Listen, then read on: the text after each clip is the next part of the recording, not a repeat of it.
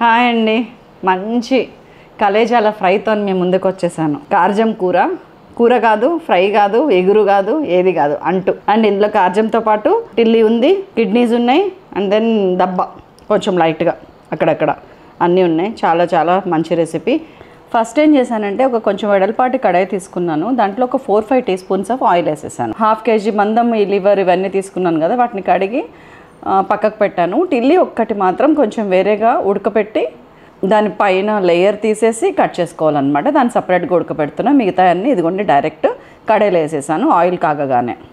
దీన్ని ఫ్రై చేసుకుంటా ఉన్నాను. ఒక పక్కన టిల్లీ ఉడుకుతుంది. అండ్ దెన్ కొంచెం పసుపు, ఒక 1/2 టీ స్పూన్ పసుపు, ఒక 1/2 టీ స్పూన్ ఉప్పు వేసేసాను. సో దట్ మనకి ఏంటంటే టిల్లీ విడివిడిగా వస్తుంది. టిల్లీ లోపలికి కూడా, కార్జం లోపలికి కూడా ఉప్పు పడుతుంది. సో దీన్ని ఫ్రై చేస్తే మళ్ళీ మూత పెట్టేశాను.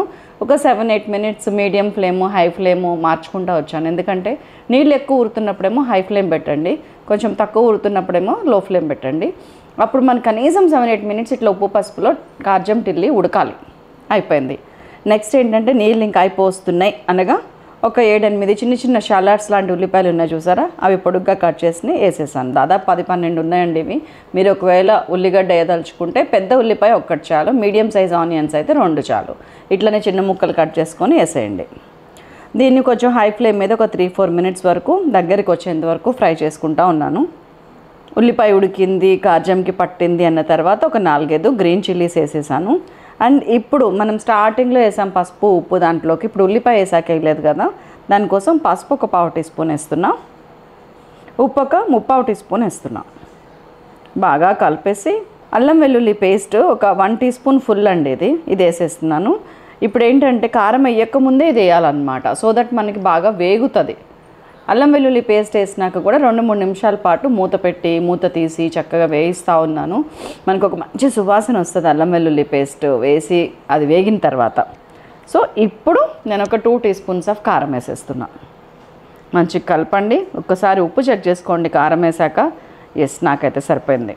ఫైనల్లీ కరివేపాకు మంచి స్మెల్ కోసము చక్కగా చల్లేసాను, మళ్ళీ కలిపాను. అండ్ మన సైలాస్ కిచెన్ గరం మసాలా ఇది. ఇందులో ఏంటంటే అన్నీ ఉన్నాయండి. ధనియాలు, ఈ 1 టీ స్పూన్ గరం మసాలాలో ధనియాలు, జీలకర్ర, మిరియాలు, లవంగ, చెక్క, యాలుక, జాపత్రి, ఎవ్రీథింగ్ కొంచెం ఉన్నాయన్నమాట. అది మొత్తం కలిపింది 1 టీ స్పూన్ వేసాను అంతే. మీరు విడిగా ధనియాల పొడి ఇంకా వేయకండి, ఇందులో ఉంది చాలు.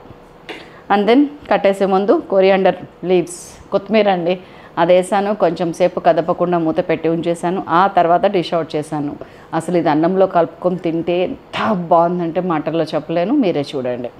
ఉండనా మరి మరొక అద్భుతమైన రెసిపీతో మిమ్మల్ని మళ్ళీ కలుస్తాను. అంతవరకు సెలవు. నమస్తే అండి, మీ ఫుడ్ ఎక్స్ప్రెస్.